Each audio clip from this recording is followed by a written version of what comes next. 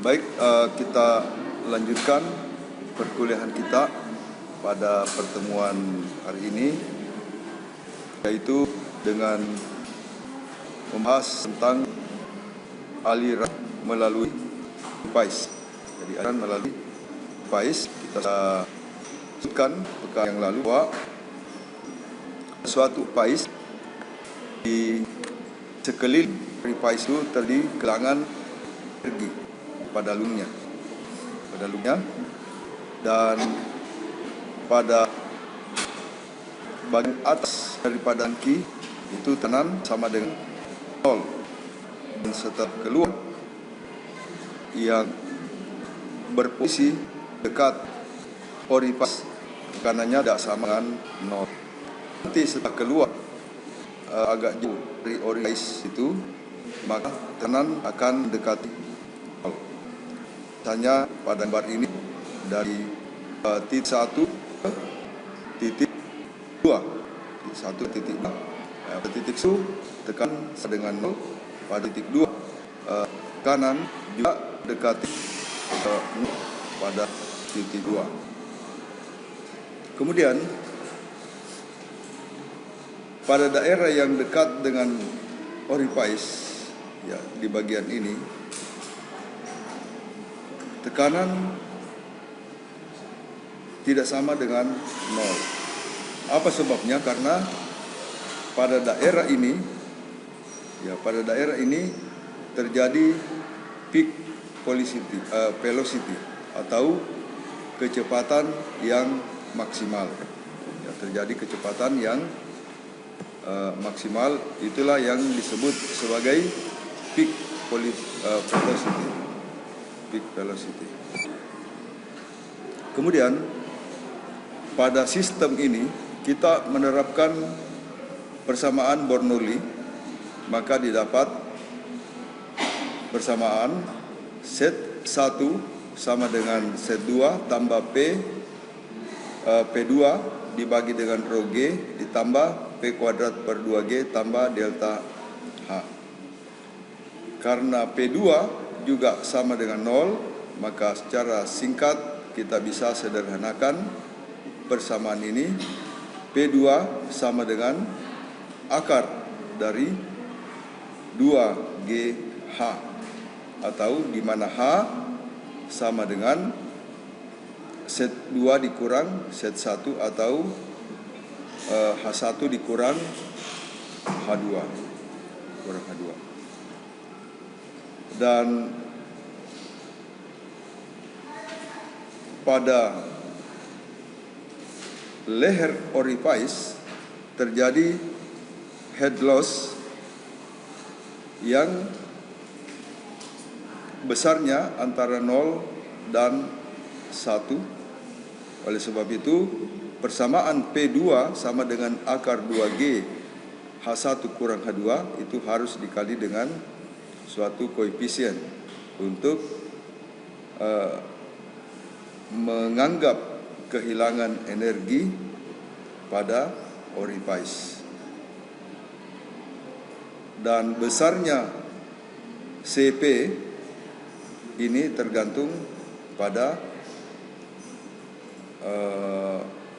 tingkat kehalusan atau tingkat kekasaran daripada orifice, tempat keluarnya fluida itu. Ya. Dan persamaan ini kita bisa terapkan untuk menghitung besarnya debit pada alat distributor pupuk pada sistem hidroponik. Jadi distributor pupuk pada sistem hidroponik, debitnya dapat kita hitung dengan menggunakan persamaan ini.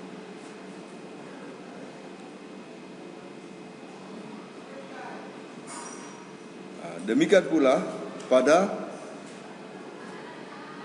orifice yang posisi lubangnya tidak di bawah tetapi di samping. Apabila ada tangki di sampingnya, itu mengalami kita buat orifice di situ, maka prinsip yang sama juga berlaku di sini. Pada titik 1 itu P sama dengan 0, tekanan sama dengan 0. Dan pada titik 2 sini juga P sama dengan 0. Dan di sekitar leher daripada orifice tekanan tidak sama dengan 0.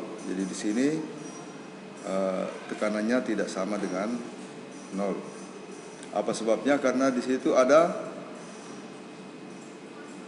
velocity head terjadi di situ, di mana kecepatan maksimal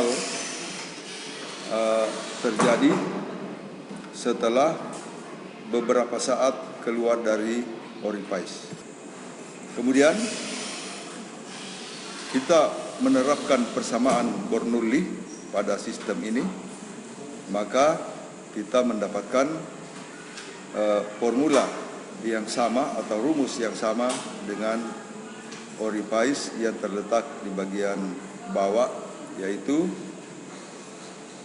P2 sama dengan koefisien orifice dikali dengan 2G dikali set 1 dikurang set 2 atau CP dikali akar 2GH, di mana H sama dengan H1 dikurang H2 atau selisih dari head. Dan debitnya kita bisa hitung, Q sama dengan koefisien dikali luas daripada orifice dikali dengan akar 2GH.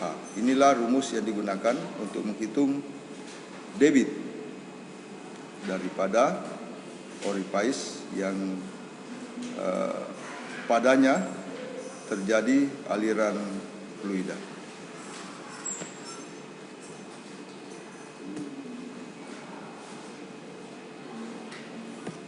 Baik, kita melihat contoh soal berikutnya. Pada dua buah tangki, di mana tangki 1 dan tangki 2 ini berhubungan antara satu dengan yang lainnya. Kemudian tinggi mula-mula pada tangki 1 itu sebesar 4 meter. Kemudian tinggi fluida di dalam tangki 2 sebesar 2 meter. Dan fluida ini akan mengalir dari tangki 1 ke tangki 2, dan antara tangki 1 dan tangki 2 ada orifice yang menghubungkannya. Dan dimensi daripada tangki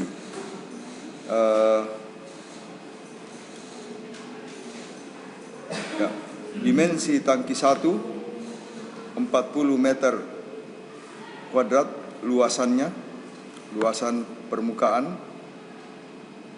atau luas dasarnya, dan pada tangki 2 10 meter kuadrat. Dan orifice dimensinya adalah 0,002 meter square atau 0,002 meter kuadrat. Dan koefisien orifice-nya 0,7, ya 0,7. Pertanyaannya, berapa lama waktu yang diperlukan agar supaya air atau fluida pada tangki 1 dan tangki 2 itu permukaannya sama?